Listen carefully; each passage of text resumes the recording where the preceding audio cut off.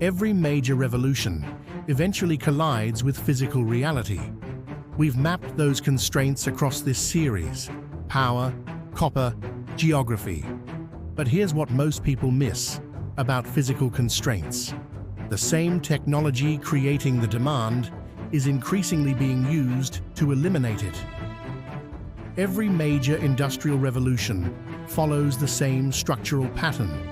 First, a breakthrough technology captures the world's imagination.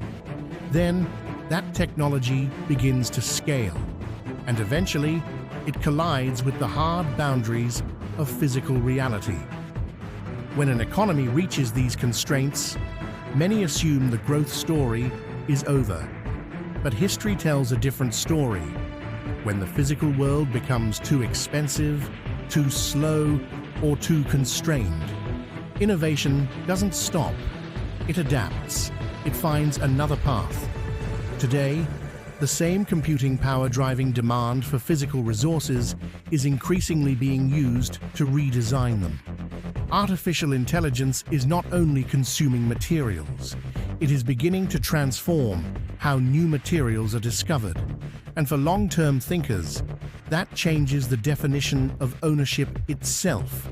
For most of history, wealth creation depended on controlling scarce physical resources: gold, oil, copper, iron. If demand increased, the obvious strategy was simple: own the asset buried in the ground. But extraction has always been a slow business. Discovering a commercially viable deposit, securing permits, building infrastructure, and reaching production can take well over a decade. It requires enormous amounts of capital before meaningful revenue is ever generated. Meanwhile, the digital economy moves at the speed of software. It cannot wait 15 or 20 years for physical supply chains to catch up. Something is changing that gap. Instead of relying entirely on traditional trial and error research, scientists can now use advanced computing to simulate millions of molecular combinations before entering the laboratory. Chemistry itself is becoming increasingly computational, rather than searching only for more of an existing material. Researchers are increasingly exploring entirely new materials that may perform similar functions using more abundant ingredients. The bottleneck is no longer encouraging us to dig deeper. It is encouraging us to invent differently. And that creates an entirely new layer of ownership. When value begins shifting from extracting scarce resources to designing better alternatives, the investment landscape changes. The old model was built on owning the commodity.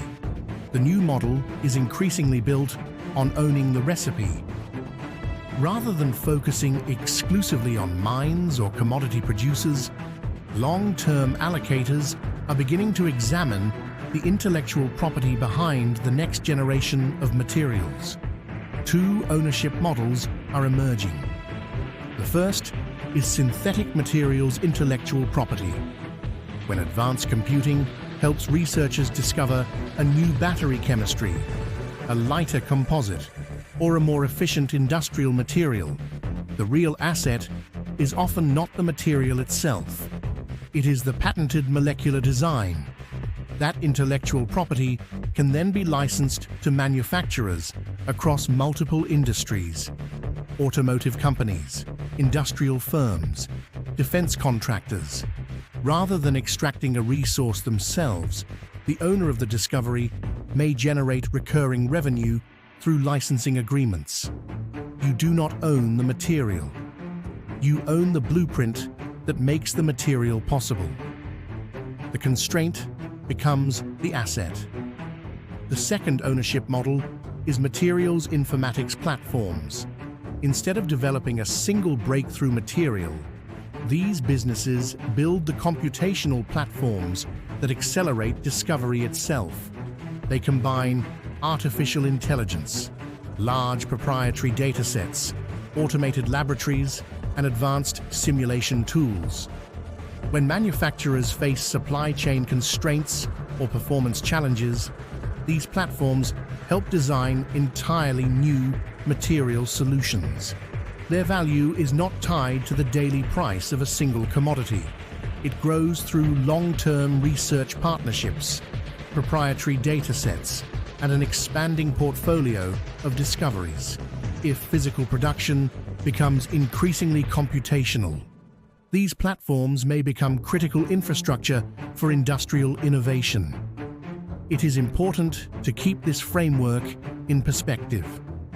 The transition from extraction to invention will not happen overnight.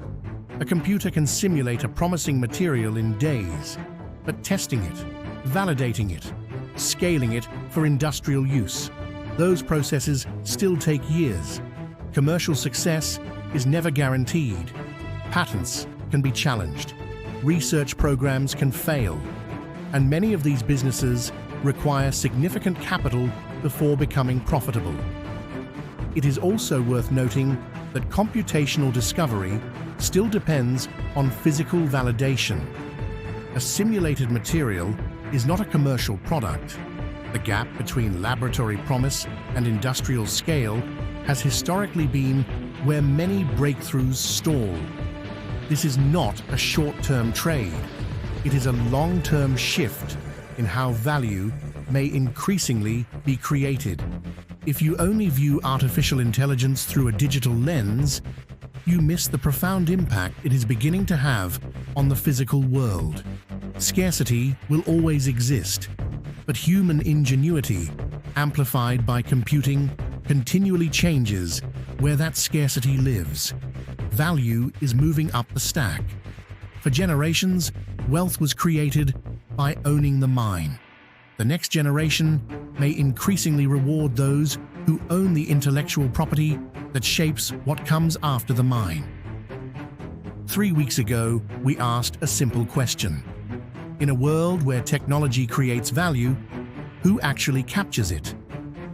The answer, across every layer we've examined, is the same. The owners, not the operators, not the consumers.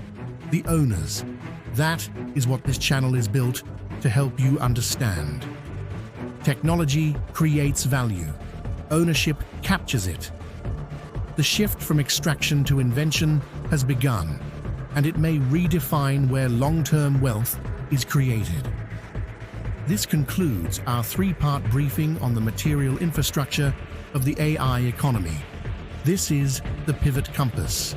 Subscribe. Position yourself where structural momentum is building, and we'll see you in the next briefing.